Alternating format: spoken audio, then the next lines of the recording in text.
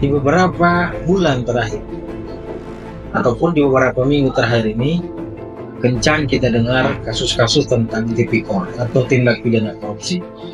Yang terakhir yang muncul ke publik itu sangat fantastis. Nilai kerugiannya diduga mencapai 271 triliun. Nah, terbaru setelah suaminya Sandra Dewi, yaitu Harvey Muiz, ditangkap oleh KPK karena terlibat di dalam kasus PT Timah. Beberapa hari yang lalu, bos dari Sriwijaya Air itu ditangkap karena terlibat juga dalam kasus PT Timah. Apa sih tipikor itu? Sehingga sangat ditakuti oleh para petinggi-petinggi negara ataupun para pejabat dan para pemain swasta di bidang.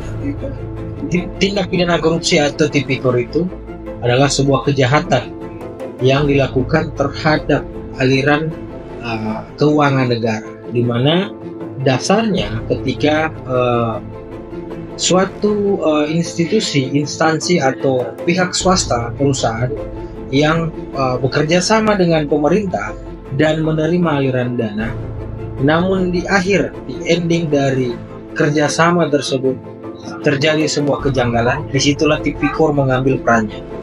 Jadi hati-hati buat para teman-teman swasta, bukan berarti yang hanya bekerja di instansi pemerintah lah yang bisa ditangkap.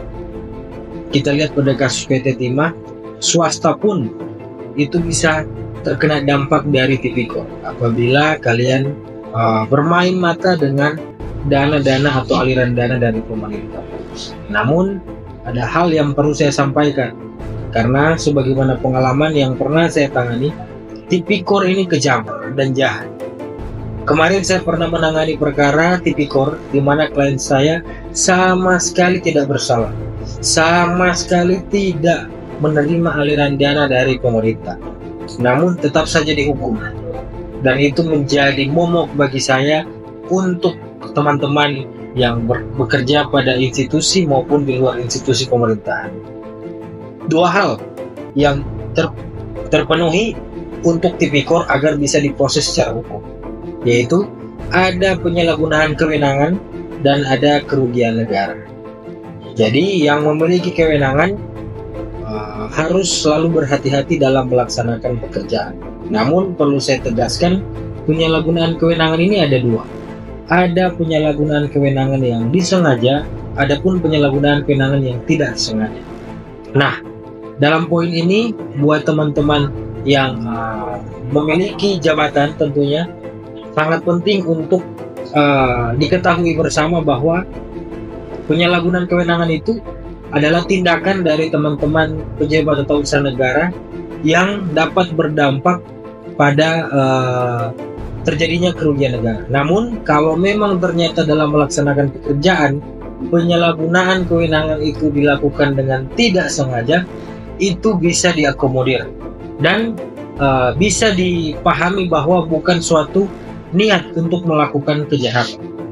Jadi ingat, ada dua hal yang dapat menjerat orang atau siapa saja yang melakukan tindak pidana korupsi.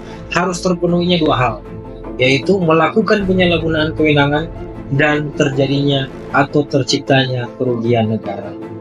Jadi selalu hati-hati, jangan sampai kita terlibat dalam masalah korupsi, karena ini sangat memalukan untuk diri pribadi, untuk keluarga, dan untuk negara. Oke, selalu berhati-hati, karena kejahatan itu bukan karena ada niat, tapi di mana ada kesempatan kita melihat hal yang tidak pernah kita lihat, yaitu uang yang begitu banyak dan kita istilahnya kelabakan, kita jadi terpengaruh dengan bisikan-bisikan setan. Oke, tetap waspada, torang gas.